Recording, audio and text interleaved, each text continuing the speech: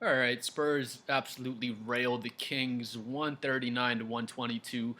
Was a great game. We'll probably talk more about how the Spurs season is going so far because there wasn't too much to note from this game. We'll get into it. Spurs win 139 to 122. We have the 48 rebounds, they have 35. Wemby had 15 by himself. We usually win the rebound battle having Wemby and Luke Cornett out there together. We have the 32 assists. They have 33. That's pretty much a wash. Thought we did a good job moving the ball around. Wemby scored the 28 points, but we had multiple players in double figures. If y'all don't know, we have 8 players averaging 10 points or more right now. If we keep that up, it'll be an NBA record. That'll be the most players one team has ever had averaging double digits or more. So hopefully we can keep that up. Kind of just speaks to the depth of our team. I've seen people look at De'Aaron Fox or paying De'Aaron Fox max contract money, and people will look at his stat line and say, De'Aaron didn't have 35 points and 15 assists. Why are we paying him all this money? And we just don't need De'Aaron to do what he was doing in Sacramento so much. We saw when Wemby was out, De'Aaron was averaging like 24 points and 8 assists on 50% or better shooting in that little stretch when Wemby was out. So De'Aaron Fox is amazing. When we watch him play, I don't know if y'all agree with me, but he's just in like fourth gear. He's just kind of chilling and driving through the regular season. Once the playoffs start, I think De'Aaron Fox will kick it up into another gear. We'll see it like in little stretches of games where De'Aaron really turns it up. But like I was saying, we have so much talent on the team. De'Aaron just kind of sees what everyone else is doing that night. If we're good to go and De'Aaron doesn't have to drop 25 points, he's just going to distribute and let the other guys kind of get their buckets out there. But both teams have basically 33 assists. Sacramento has the 11 steals. We have 5 steals. They kind of smoked us on the steals. We do have 17 turnovers. They only have 12. Not a lot of things to kind of nitpick from this game. It was pretty much all good from the Spurs. We want to nitpick one thing. We can't nitpick the 17 turnovers. That's not good. I'm always looking for us to have, if we have 10 turnovers or less, I consider that a good game taking care of the ball. So this was not a good game taking care of the ball. I know De'Aaron Fox had 5 turnovers on his own. We'll kind of get to the player stats and break that down in a second. Again, not a lot of things for me to poke holes in this game, but we did have the 17 turnovers. That is that is a lot of turnovers there. We shoot 55% from the field. We're just smoking hot all game long, and we just ramrodded the Kings. They shoot 47% from the field. They come out. Westbrook was playing pretty well. Malik Monk is knocking down all these big shots in the first quarter. They're missing Zach LaVine. Domantas Sabonis is out for the rest of the season. So, the Kings aren't. I think they're the worst team in the NBA, if I'm not wrong. They have an absolutely horrible record. Their team is a bunch of misfits, if that's fair to say. You can take Zach LaVine and put him in the right role on a different team. He could be good. You could take Russell Westbrook and put him in the right role on another team. You could take Domantas Sabonis, Malik Monk, put him in the right role on another team. But the Kings, they just have a random ass assortment of players. Westbrook and LaVine and Malik Monk, they don't complement each other's play styles at all. Domantas Sabonis wants to get the ball down in the paint. He's not really a three-point shooter. Their spacing is all weird and just jacked up. So they basically built a roster that's just based on tanking. It's just so weird with the Kings situation. They're playing absolutely horrible, but they have a pretty decent assortment of talent on their roster. The Kings are so confusing to me. They never just want to be completely horrible, but they're never really good enough to have playoff success. It was, I want to say 2022 or 23 when they played against the Warriors in the first round and got beat by the Warriors in the first round. So, it'd be tough being a Sacramento Kings fan. If I was one, I'd just be thinking, just trade everybody. Let's completely tank and try to draft a Victor Wembanyama or a Cooper Flag, AJ DeBonsa in this coming up draft. So we'll see what happens for the Kings, but they're a really random organization. They just kind of chill right there in mediocrity instead of just tanking all the way so they can really become a championship contender. But anyway, they shoot 28% from 3. We shot 38% from 3. Wouldn't say it's totally on fire. If you're shooting like 40% or better from 3, that's pretty on fire. But 38% for us as a team is very good. We're not the best three-point shooting team in the NBA. We could definitely use like a three-point sniper once we're ready to really compete for the championship. I want to say we are ready to compete this year. We just don't have the playoff experience, but I believe in the boys. I totally believe that we can win the championship this year. It just depends on how we look once the playoffs start. But we shoot 79% from the free throw line. Stephon Castle missed a few. I know Wemby missed a few. Our free throw shooting can be a little bit concerning from game to game. I don't feel like we're the best free throw shooting team. We have done a much better job. We're getting Wemby touches, way more touches in the paint, way more touches right there at the free throw line. He's doing a great job just drawing fouls and getting more free throw attempts than we were last season. Stephon Castle, he's getting more respect from the officials, doing a better job getting to the line as well. De'Aaron Fox doesn't do a great job getting to the line. I feel like he gets hacked a lot, and they don't really give him the calls for whatever reason. We add Dylan Harper to the team. He does a pretty good job getting to the free throw line as well. Luke Cornett gets hacked down there. So we haven't been the best at shooting free throws as far as our percentage goes, but we're doing a much better job this season of just getting to the line and giving ourselves easy opportunities at the line. They have 46 points in the paint. We have 74 points in the paint, so we just crush them. We usually win points in the paint, and that's not really due to Victor Wembanyama. I'm not going to say at all he does have an impact, but it's really De'Aaron Fox, Dylan Harper, Stephon Castle, Keldon Johnson, Luke Cornett. We just have so many aggressive guards that love to get in the paint and that do just a great job finishing down low in the paint. So yeah, we usually win points in the paint. We had 26 second chance points. They only had 9. We usually win second chance points. Fast break points was pretty much a wash. They had 17. We had 18 fast break points, but just our recipe for success, dude. We get points in the paint, we get offensive rebounds, we get second chance points, and then we try to turn over the other team and get those fast break opportunities. Again, they only had 12 turnovers. We have the 17, so we weren't able to win the turnover battle in this game. We still scored just about 140 points, so if we would have cut down our turnovers, it would have been even worse out there. But moving on, though. Going on to the player stats, there's really nothing to nitpick. I mean, everyone played really good, to be honest. If I want to nitpick one thing, De'Aaron Fox did have the 5 turnovers. When I go through the turnover column, I'm usually looking for Stephon Castle's name. If you've been watching the Spurs games these past 2 years, you might do the same thing. Stephon Castle, he was playing pretty rough for like a 1.5 month stretch, and everyone's like, "Oh, what's going on with Stephon Castle?" He would go in the paint really aggressively. He just beats his first defender like whenever he wants, gets into the paint, sees a 7 foot tall shot blocker and says, "All right, fuck it, dude," and just gets into a car crash, goes right into their chest, gets no respect from the officials, and it would result in a lot of plays where Stephon Castle is just crashing into the rim, not getting a foul call. Sometimes he doesn't get fouled on them, and just taking really, really difficult shots at the rim. And Spurs fans were kind of worried about Stephon Castle. I don't think the trade talks were that serious, but you know how some fans get. I heard people freaking out, "Oh, we got to trade Stephon Castle. Stephon Castle can do every single thing on the court except shoot a three," but people act like the three-point shooting is just so horrible that it just washes away literally everything else he does well, because only shooting mid-range shots and three balls, that's the only two things. You could throw free throws in there. That's the only thing Stephon Castle really needs to work on. But people were freaking out a month and a half ago. I would say if only there was a word for what's going on with Stephon Castle. The word is a sophomore slump. It happens to LeBron James, Micheal Jordan, Kareem. Just name every single great player of all time. They probably went through a sophomore slump. But he goes through a slump. It seems like he's out of it now. He has his 40-point triple-double. I think last game he was 8 for 11 for like 20 points or so. This game he's 6 for 9 for 18 points.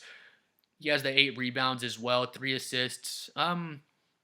We're starting to simplify Stephon Castle's role. He was going through his sophomore slump, but we're just putting the ball in his hands and trying to run him as like our primary decision maker. And I don't think that's the best way to use Stephon Castle. Like I was saying, we kind of started to simplify his role, take the ball out of his hands a little bit, and let De'Aaron Fox run the show a bit more. Let De'Aaron Fox handle the ball more. We've been letting Wemby catch the ball, and I noticed in this game, trying to let Wemby initiate right there at the elbow. He had a really nice bounce pass for a Dylan Harper backdoor cut. It was like a little give and go with Dylan Harper. So, it made no sense earlier in the season. I guess we're just trying to get Stephon Castle the reps, but we just get him the ball, and it's like we're going to live and die based on Stephon Castle's decision making, and it's not always the best thing to do. But now we've cut down. We're kind of letting him share the ball more with De'Aaron Fox, and I think once the playoffs come, De'Aaron Fox being our primary decision maker would be the best bet for our team. Kind of like this game, De'Aaron Fox was running the offense more than Stephon Castle, and Stephon Castle has 18 points on 6 for 9 shooting.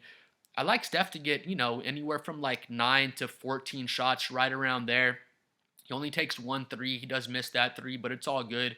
I'm sure y'all have noticed it. I've noticed, like I said earlier in the season, beats his first man, gets 2 feet in the paint, pretty much whenever he wants, jumps into a 7-footer, car crash, tough shots at the rim. Now he gets 2 feet in the paint, pull up, little fadeaway mid-range, bump off the defender, pull up for a little mid-range jumper. I think he's been chilling with De'Aaron Fox more. He's getting to those De'Aaron Fox mid-range jumper spots, and he just wouldn't even try it earlier in the season. Now he's doing it, and it looks like he's had that in his bag all along because he looks pretty good when he gets those mid-range jumpers. But really strong game from Castle. We'll talk about that damn near the same stat line. Vassell and Champagnie, they both have 8 points. They're both 3 for 7. 2 for 3 for Vassell from 3, 2 for 6 for Champagnie. I kind of put those guys in the same boat. They're both good to very good defenders. They're both versatile, pretty much 6'7" wings out there. They can both guard 1 through 4 pretty decently. They're both very switchable defenders. They can both knock down the 3 ball pretty well.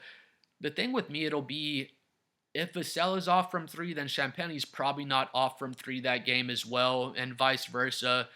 Kind of those guys in Harrison Barnes, Vassell, Champagnie, and Barnes, I kind of put them all in a pot together. If one of them is off or 2 of them are off, that third guy probably isn't off. So tonight, Vassell and Champagnie, they both give us 8 points each. They both knock down 2 threes, so it's pretty decent. But then Harrison Barnes has the 14 points. He knocks down 3 threes. He's 5 for 9 out there. So kind of like I was saying, let's say Harrison Barnes, let's say he misses all of his threes this game, then Vassell probably knocks down 1 or 2 more. Champagnie probably knocks down 1 or 2 more. It's really, really rare where you're going to see all 3 guys have an off night all together. Usually at least one of our shooters is going to be on. And tonight, they all played pretty well. They knocked down 7 threes between the 3 of them. Harrison Barnes gives us the 3 threes. Vassell was more efficient, being 2 for 3. But, Champagnie, Vassell, they're kind of just off and on shooters, to be honest. Devin Vassell is probably our 4th option on offense. I'd put Wemby, of course, De'Aaron Fox, and Stephon Castle. Those are probably our top 3 options offensively. And then Devin Vassell, he's like our 3rd or 4th option. There's nights where he's going to be on fire. He's going to score 25 points and be like our 2nd or 3rd option offensively that night. But, 2 years ago, if Devin Vassell was 3 for 7 for 8 points, we'd all be freaking out and saying, oh, we need help. We got to trade Devin Vassell. Or we'd be saying, Devin Vassell, he's not a 2nd option behind Wembanyama. And he's not. He's like a 3rd or 4th option. And he's great. He's great in that role. But solid game for Vassell and Champagnie. We're bringing Harrison Barnes off the bench now. I think he should permanently come off the bench. I love Harrison Barnes. He's a great veteran for the team. Gives us all sorts of leadership. He's Uncle Harrison, dude. He gives the young guys somebody to look up to. Him and De'Aaron Fox are Wemby as well, but De'Aaron and Harrison, they're our veterans. They always have just a stoic face on. They have fun playing basketball, but you'll see like Dylan Harper. Castle's pretty stoic as well, but Dylan Harper and Carter Bryant, Keldon Johnson, they'll be giddy out there. They'll be laughing and having fun. And that's all good, but you'll see De'Aaron Fox and Harrison Barnes. We could go on a 25-0 run. and their faces just like this. They're just that veteran leadership we need. Harrison Barnes, he was on a cold streak for like 20 games or so. We move him to the bench, and he's playing a lot better off the bench, to be honest. Gives us the 14 points. He's 3 for 7 from three. When Vassell and Champagnie are off shooting threes, they give us better defense and rebounding than Harrison Barnes does. So I love what we're doing with Harrison now, dude. Just bring him off the bench. If he's playing hot, give him 20 to 25 minutes if he's having a good shooting night. If he's off shooting wise, give him like 15 to 20 minutes. And Harrison's a veteran. He's not going to throw a fit about it or something like that. But he's playing much better off the bench. I have noticed with Harrison, he shot well from threes, 3 for 7 tonight. So that's a really good night shooting for Harrison. If he can give us that every single night, he's giving us more than enough. But I've noticed with Harrison, he knows as well as we know, his three ball has been a little bit off. I've noticed him trying to hit that pump fake, drive, get into the paint, shoot that little fadeaway right there outside the restricted area, maybe get all the way inside, hit his little Euro step, and try to get to the rim. So, he's making adjustments. He knows his three ball has been off. He's trying to work harder on getting mid-range shots and getting into the paint. He's done a pretty good job at doing that. Now it seems like his three ball is starting to come back a little bit. But even if Harrison gets back on a heater from three-point land, I just like us starting Fox, Castle, Vassell, Champagnie, and Wemby. Then just bring Harrison Barnes off the bench because we don't have a lot of shooting coming off the bench. So I like us bringing Harrison Barnes off the bench to kind of play with Dylan Harper and Keldon Johnson out there. Luke Kornet has the 4 points and 5 rebounds. He only plays 12 minutes out there. Kornet's just been amazing for us. We needed a backup center so badly. Even if we got a backup center not as good as Luke Kornet, we probably notice how helpful it is. But he's probably like a top 3 backup center in the NBA. Luke Kornet has just been so amazing for us all season long. Carter Bryant gets the 10 minutes. I feel like it's kind of inexcusable. Carter should have got at least like 15 minutes this game. There's no reason for him not to, but gives us the 3 points, knocks down his 1-3. His shot is just so beautiful. That's such a nice looking stroke. We let go of Jeremy Sohan. Carter's here to kind of be the Jeremy Sohan replacement. I love Jeremy Sohan. I miss Jeremy, but Carter Bryant, he's just going to be a way better player than Jeremy Sohan.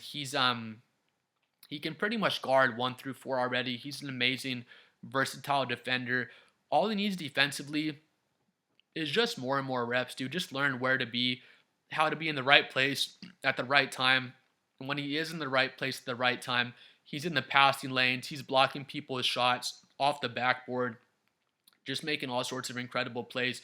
Does such a great job moving his feet laterally and just contesting people's jump shots. And he reminds me a lot of Jeremy defensively. He has that tenacity, moves his feet really well laterally, but he's more athletic than Jeremy Sohan. His three ball is better, and he just has a way higher ceiling offensively, to be honest. Carter Bryant reminds me of a young Kawhi Leonard, to be totally honest. Reminds me a lot of a young Kawhi Leonard. If he can ever become half the player Kawhi is, he'll be amazing for us. I think Carter's going to be amazing either way. I really think he can be a first team all defense player, and I think he can be a perennial all-star. He could possibly be a superstar, but just taking it day by day right now. But we love Carter Bryant out there. Our boy KJ comes in. He has 18 points. He's 3 for 4 from 3. Only gets 1 rebound this game. That's a little surprising, but man drops 18 points on 50% shooting. Keldon's been so amazing in his new role. I mention it every single video. We just say, Keldon, just come off the bench and just get buckets, bro. Just drive right, or you can drive left, and once you drive left, just bump your defender and do what we all know you're going to do, spin back to your right shoulder. Defense knows it's coming. It doesn't matter. I'm 240 pounds. I'm just going to bully your ass, little boy. But Keldon's been so amazing. His three ball looks great. His shootings look better than it has like these past 2 years. He does not rush any of his three balls. When he does, you can kind of notice as soon as Keldon shoots it, even before he shoots it, just like the way he gathers the shot, you kind of know if he's going to make it or miss it. When he rushes the shot, it usually doesn't go in. But for the most part, he just catches the ball, finds the seams, tucks his elbow in, takes like 3 seconds to get it together, and it's all good. Just lets it fly and knocks it down. I'll say about Keldon, another thing too, his defense has been really, really good. He can really defend. He has trouble guarding like quicker guards out there, so he's not the best to defend those smaller, quicker guards, for point guards and shooting guards. But he can do a good job defending a power forward. He'll get switched onto a four, and they're trying to like overpower him or back him down. He got matched up against Alfred Şengün a week ago, whenever that was, when we played against Houston. Şengün's trying to back him down, just like hitting a brick wall. Keldon's such a versatile defender. He's done such a great job with his offensive decision making this season as well. Can't say enough. Can't say enough good things about Keldon. Dylan Harper gets the 23 minutes. He should never get less than 20 minutes. It seems like he's usually getting at least his 20 minutes every single game, but he has the 12 points, 5 rebounds, 5 assists. Dylan's just so good. He's so consistent. I've heard the Knippel comparisons. Not so much comparisons, but they got drafted right next to each other. I've heard people saying, hey, imagine if San Antonio had drafted Knippel. Con would look so great. In San Antonio's system with his shooting, I agree with you. Knippel would probably be a better fit. I don't think that's crazy to say. He'd probably be a better fit on our team right now. We could use a sniper. We could use that sharpshooter, and Knippel would be a better fit for the Spurs right now today. I think that's fair to say. I don't think that's crazy to say. Is Knippel a better player than Dylan Harper? No, he's not, dude. A lot of people that don't watch the Spurs would probably think you're crazy for saying that, but if you do watch Spurs games, you know Dylan Harper is a better player than Knippel. He's better defensively. The only thing Knippel is better than Dylan Harper at is shooting the ball. He's better mid-range, better three-ball, better free throw shooter, and that's it, dude. Dylan Harper is a better defender. He's a better playmaker. He's a better ball handler. He's better at finishing in the paint, better court vision. He's just better than Knippel at everything except shooting. Knippel is just so elite at shooting. He's amazing. Not me hating on not me saying wouldn't be a great fit on the Spurs, because he definitely would be. But I'm not looking back thinking, oh, I wish we would have drafted Knippel, because in like 4 or 5 years now, once Dylan and I think Con's older than Dylan. Once Dylan's like 24 years old or so, it's going to be like comparing a 24-year-old James Harden to a 24-year-old Klay Thompson. We know Klay's the better shooter. He's a generational shooter, just like looks like he's going to be. Just like is going to be. I don't think it's too soon to say that. He's a generational shooter. Knippel is amazing, but once Dylan's 24, so I think the comparisons, like James Harden, I've heard SGA comparisons, Cade Cunningham comparisons for Dylan Harper. I think those are totally fair comparisons. If you put Dylan Harper on a different team and just gave him the keys to the offense, Dylan's probably like 18 points, 6 rebounds, and 6 assists right now if he just completely ran the offense for another team. But yeah, Dylan's amazing. I love Knippel. We could use a shooter again. He'd be a better fit on our team right now today than Dylan Harper, but in like 3 or 4 years, because people are saying it right now, people are saying, dumb people, they're saying should have been drafted ahead of Dylan Harper.